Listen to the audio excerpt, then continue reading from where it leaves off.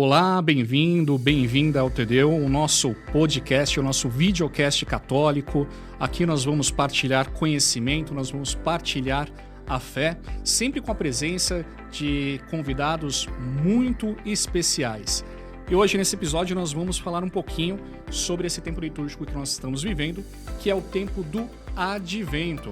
E para isso nós convidamos uma pessoa muito especial aqui da Arquidiocese de São Paulo. Eu já vou apresentá-lo para vocês, mas antes, vamos para a vinheta.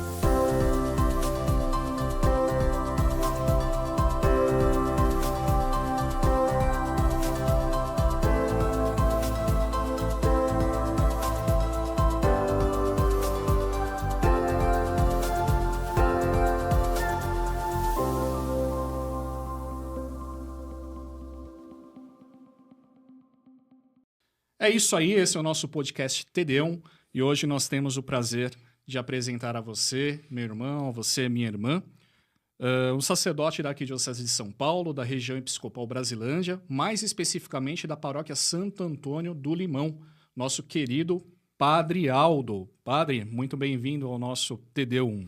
Eu que agradeço pelo convite, programa de estreia, me sinto até importante aí na sua jornada. Espero que Deus abençoe e prospere. Eu o conheço como pároco, como padre. O nosso público não conhece. Quem é o Padre Aldo? De onde veio o Padre Aldo para chegar aqui na nossa Arquidiocese de São Paulo, na paróquia do Limão, na região episcopal Brasilândia hoje? Eu nasci no Rio Grande do Norte, então quem nasce no Rio Grande do Norte é potiguar, traduzindo aí, comedor de camarão, mas é só na nomenclatura da raiz da palavra, numa cidadezinha chamada Goianinha. Mas na juventude, estando aqui em São Paulo, fiz todo o processo vocacional, aqui estudei e aqui fui ordenado pelo falecido cardeal Dom Cláudio Umes em 27 de janeiro de 2002. Então, janeiro de 2026, 24 anos que fui ordenado. Passei por algumas paróquias da arquidiocese como vigário, pároco em algumas, e agora na Santo Antônio do Limão. Estudei também um pouco teologia e dou umas aulas no seminário, ajudo também no convento das Carmelitas, no mosteiro, e ajudo também um pouco na região episcopal Brasilândia, em algumas áreas da administração. Muito bom. Região episcopal Brasilândia, para quem não sabe, corresponde a toda a região noroeste da grande cidade de São Paulo. Na Brasilândia é um dos distritos da cidade, um dos distritos mais pobres, por assim dizer, mas a região episcopal, que corresponde a uma diocese em outros lugares do país, né, ela tem outros distritos que fazem parte dela. Hoje são quantas paróquias? 42 paróquias em uma área pastoral. Então, padre, vamos falar um pouquinho desse tempo que nós estamos vivendo agora, que é o tempo do Advento. E antes de falar do tempo do Advento em si, vamos falar da questão de ano litúrgico, né? A gente celebra no final do ano, todo mundo celebra ali o Réveillon, celebra a passagem de um novo ano, e para a Igreja Católica o novo ano não começa no dia 1º de janeiro, começa antes. Como que é isso? É uma longa história, mas eu farei de uma forma sucinta, apresentarei de uma forma sucinta. Quando nós falamos do ano, falamos do tempo. Então, a igreja ela tem um tempo também, tem tempos, vamos dizer assim, e esses tempos na Igreja Católica têm nomes como forma de uma didática, uma pedagogia para ir marcando a vida da comunidade, as celebrações litúrgicas, mas este tempo, né, o ano é dividido em tempo, né, tempo do Advento, Natal, depois do Advento, Natal, depois tempo comum, tempo da Páscoa, volta o tempo comum. Antes da Páscoa tem um tempo ali chamado Quaresma, depois volta o tempo comum, depois, e assim, de forma circular, a igreja vai nomeando o seu ano, que não coincide com o ano civil, o ano da Igreja Católica, este tempo do Advento, ele começa 4 finais de semana, ou 4 domingos antes do Natal. Então, finalzinho ali de novembro, começa o primeiro domingo do Advento, as datas são sempre móveis, não são fixas, né? Mas finalzinho ali, 30, 1º de dezembro, nós estamos iniciando o primeiro domingo do Advento. 4 domingos. Na Igreja Católica, tudo que é importante é preparado. E a igreja, além destes tempos, né, no percurso do ano, ela vai, de alguma forma, fatiando no sentido pedagógico. Ela vai mostrando o que é central. Então, nós temos a centralidade da Páscoa dentro deste ano. A Páscoa ilumina tudo. A encarnação, que é a festa do Natal, e a Páscoa e a morte, paixão, morte e ressurreição de Jesus é que iluminará todas as celebrações da igreja dentro deste ano dividido em vários tempos. E os anos, né, a gente percebe aí na vivência litúrgica que as liturgias, as leituras, elas variam, né? E existe uma divisão que a igreja faz de ano A, ano B, ano C. Como que funciona essa divisão? Por que ela acontece? A igreja, ela vive, né? A palavra de Deus tem a chamada liturgia das horas, que é para a questão mais monástica dos religiosos, e alguns leigos consagrados também vivem a palavra dentro da liturgia das horas, e nós vivemos a liturgia da palavra dentro das celebrações litúrgicas. Então a igreja tem o ano A, B e C. Então, ocupa estes anos, né? É uma forma pedagógica para ir marcando e também apresentando as Sagradas Escrituras para os fiéis. Então, o ano A, Mateus, B, Marcos, C, Lucas. Nós estamos terminando agora este final de ano, né? São Lucas para iniciar São Mateus. Sempre os mesmos evangelistas. Sempre os mesmos. São João não entra nesta nomenclatura de ano A, B e C, porque ele é, de alguma forma, especial. Ele não é semelhante, né? Mateus, Marcos e Lucas são os evangelistas semelhantes. Então, São João entra, mas nas festas, todo o tempo da Páscoa, São João, e nas grandes festas, nas grandes solenidades, ele sempre é apresentado. Quando é o ano de São Marcos, que é um evangelista mais curtinho, São João entra ali, alguns domingos, ele entra, o capítulo 6 de São João, capítulo dos pães, ele entra. Mas é uma forma pedagógica para ir apresentando a história da salvação.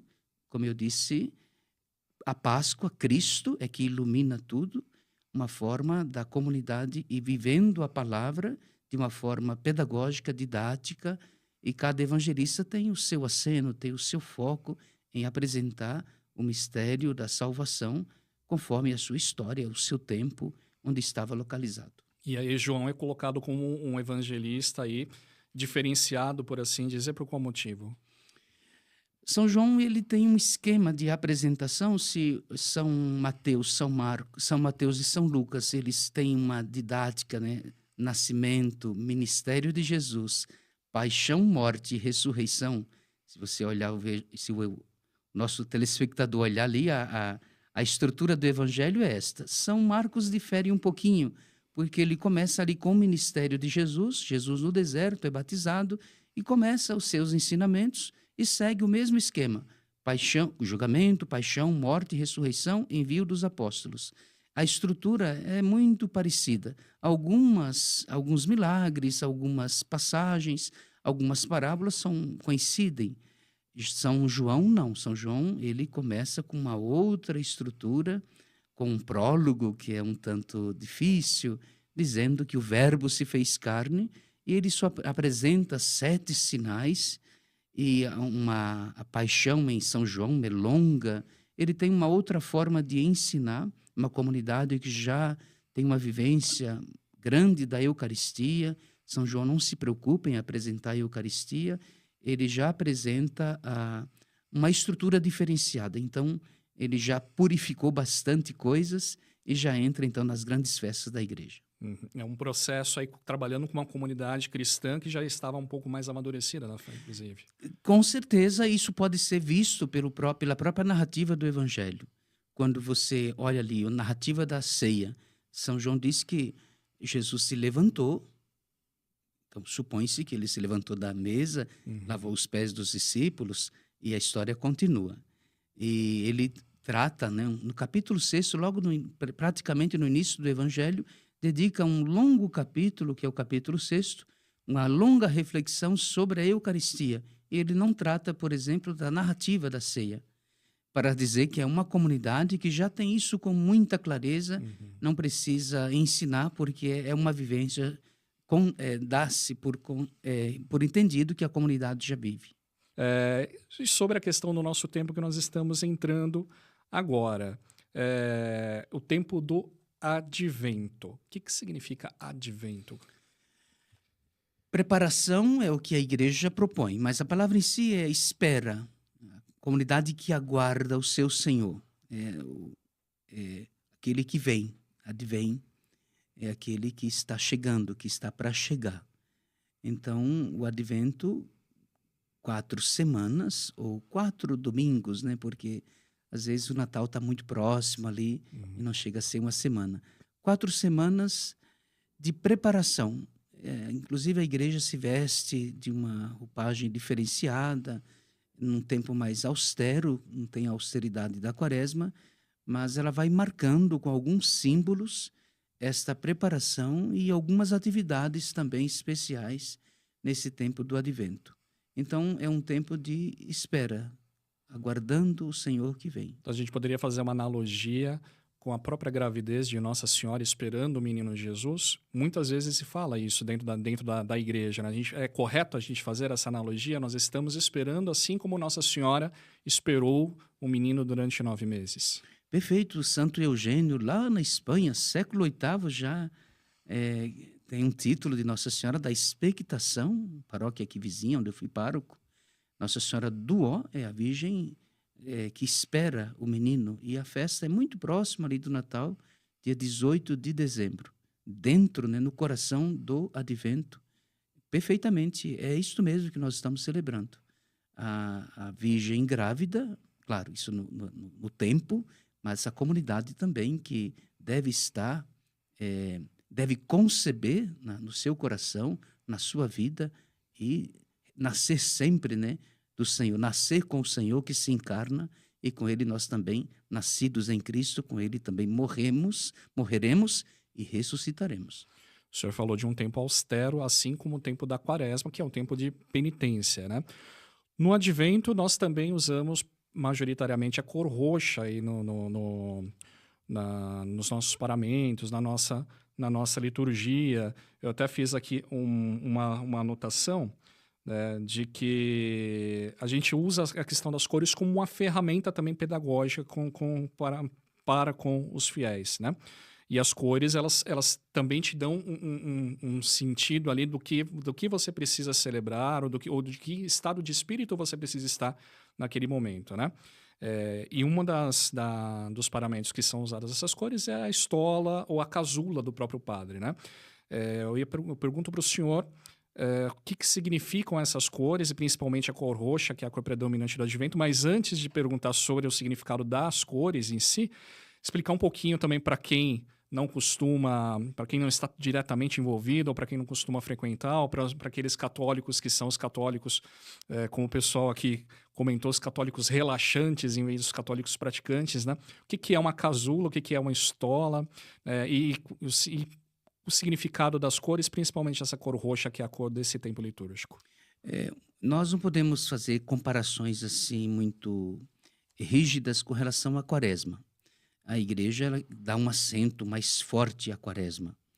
É um tempo um pouquinho mais longo, também de penitência, chamada ao jejum, a esmola, a caridade, ok.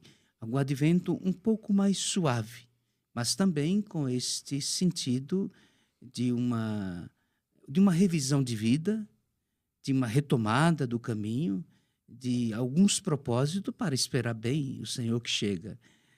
Então, não tem os elementos, mas a igreja, até em alguns lugares na Europa, eles até colocam o violáceo, que não seria o roxo tão austero, mas alguma coisa um pouco menos, mais branda. Parecer com lilás ali? Não chega a ser tanto, mas é violáceo. Eles falam violáceo. É um violeta se distanciando do roxo. Mas isso não é uma prática oficial. mas em alguns elementos são colocados para fazer essa distinção.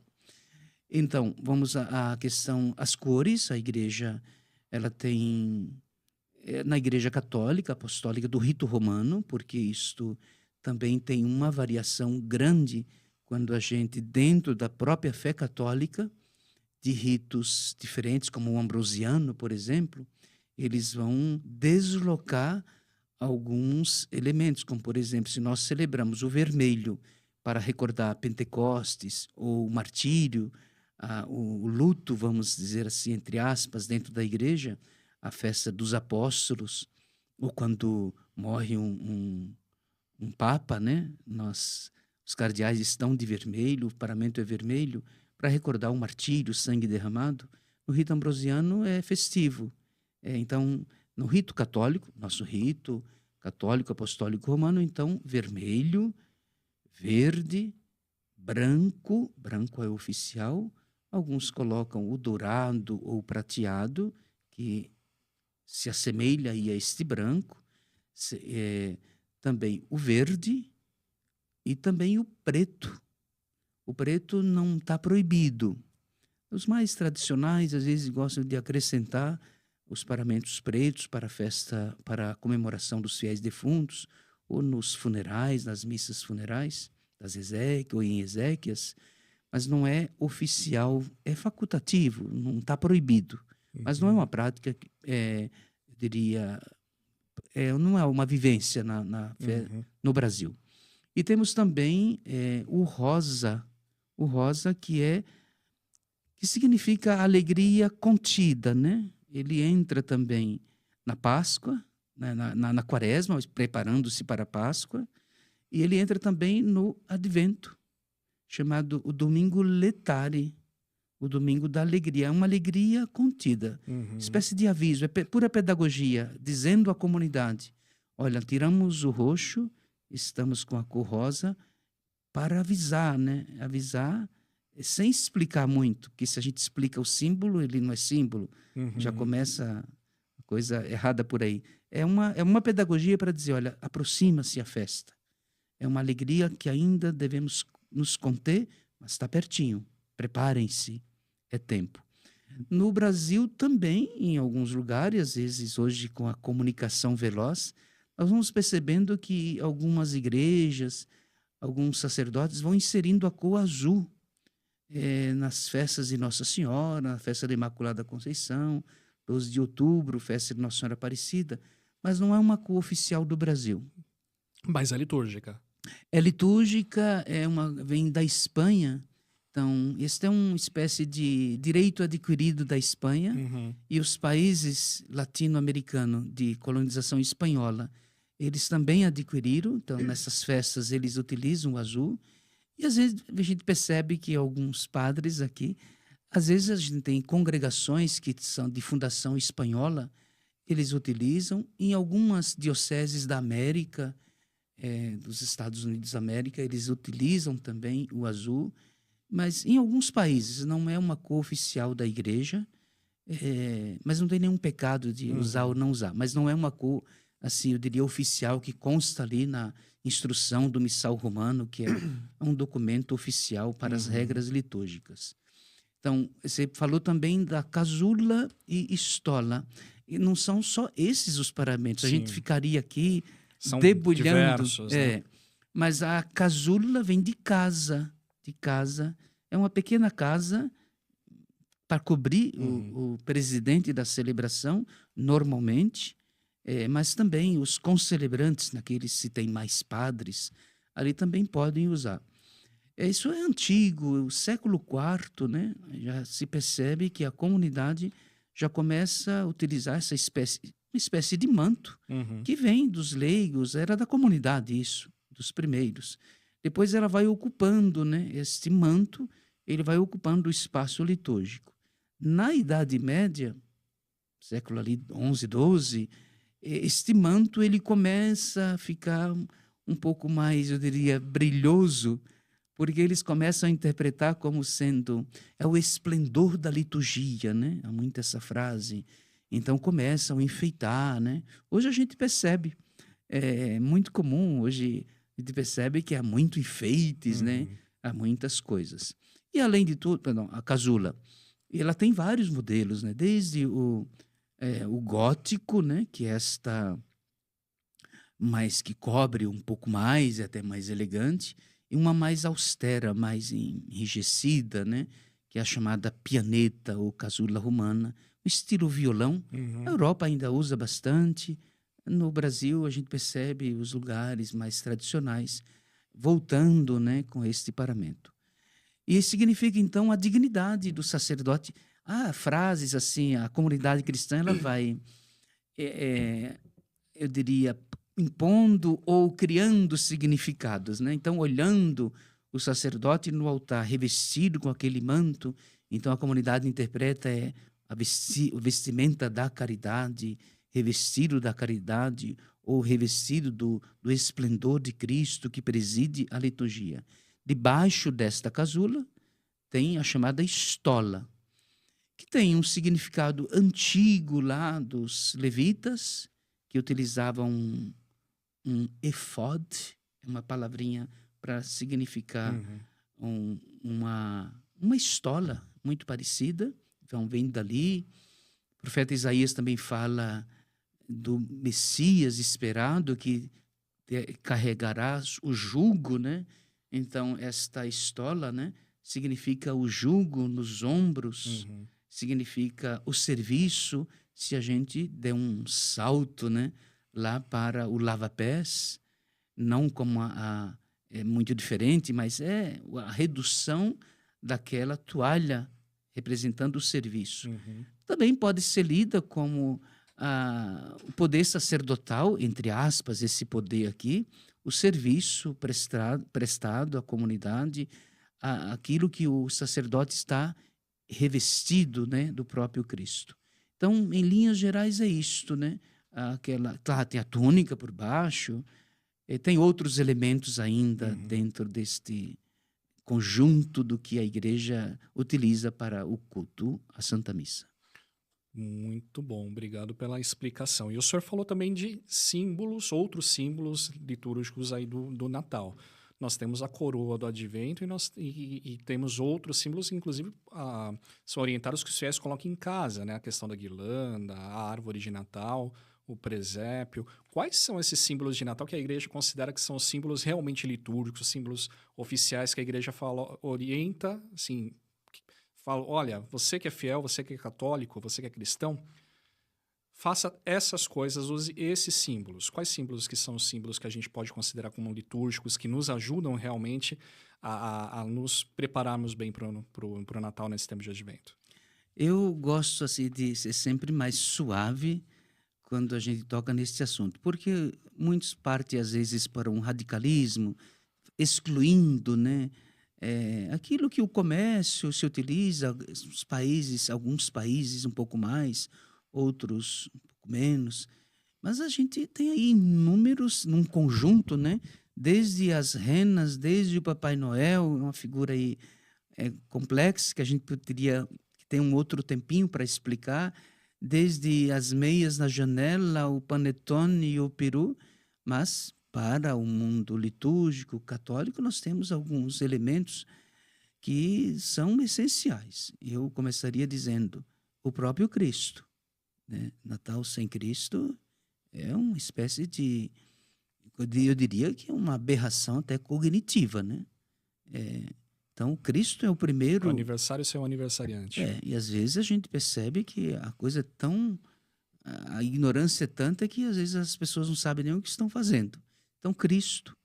O presépio, que é um elemento que a gente precisa recuperar, fazer campanhas para recuperar, até mesmo dentro dos nossos fiéis católicos. O presépio, a coroa do advento. Vem do mundo protestante, no sentido, não é uma de originalidade católica, mas foi bem assimilada pela Igreja Católica, vem do mundo luterano, alemão, e dentro desta tem elementos interessantes na coroa que a Igreja utiliza, a marca do tempo, as posições, né, da a rosa dos ventos Uhum. ali embutida de alguma forma, Uhum. mas também as velas para marcar as semanas. Em alguns lugares se utilizam todas as cores, usa só vermelho, todas as velas. Em outros lugares eles misturam, colocando uma vela branca para Nossa Senhora, porque no Advento tem um domingo que a figura de Maria é muito presente na liturgia daquele domingo. Aí você tem também em alguns lugares que utiliza uma cor rosa, uma vela rosa, e 3 roxa, para marcar a semana, a liturgia, as cores dos paramentos, para ir marcando a própria liturgia. Então não há um consenso, mas é um elemento bonito. Cristo, a luz que irá chegar, passo a passo, a comunidade vai percebendo aquela luz crescendo, à medida que você vai a cada semana, um pequeno ritual, e nós vamos acendendo. Também os fiéis em casa podem fazer, é uma forma pedagógica de apresentar às crianças a luz de Cristo, fazer uma pedagogia da espera, da marca do tempo. Então, é um elemento importante. Então, o próprio Cristo, o presépio, a coroa do advento, né? Que depois se transformou em guirlanda nas portas, mas também significa o infinito, né? O círculo também quer marcar o tempo, o Senhor, que é o alfa, o ômega, o princípio e o fim. Também a forma circular da própria apresentação do ano litúrgico tem esse significado. E os outros elementos que são também gostosos, né? Que a gente não pode, o peru, o panetone, a mesa, a ceia, né? Quando a gente fala em ceia de Natal, tem um significado que às vezes a gente fica um pouco falando dos exageros, da comilança. Eu prefiro falar do outro lado, né? Das famílias que se encontram. E às vezes há uma crítica hoje nos meios de comunicação, no sentido, é só agora, todo mundo come, bebe, vai embora. Que bom que se encontraram, que comeram, que beberam, tinham que comer, tem família, se sentaram, se reuniram de alguma forma. Muitas vezes uma oportunidade também de reconciliação. Sim, é possível e sabemos que isso acontece. Então, a própria ceia de Natal, a reunião familiar, é um símbolo importante também, uma marca importante do Natal. Repito, nós estamos na paróquia lá fazendo a campanha para que as famílias tenham um menino Jesus e coloque Cristo no centro desta festa. Certo. Bom, a gente está caminhando já para o final desse nosso episódio. Eu gostaria que o senhor falasse um pouquinho, desse algumas dicas de como que nós podemos nos preparar bem espiritualmente para o Natal. Temos aí os símbolos, temos as celebrações.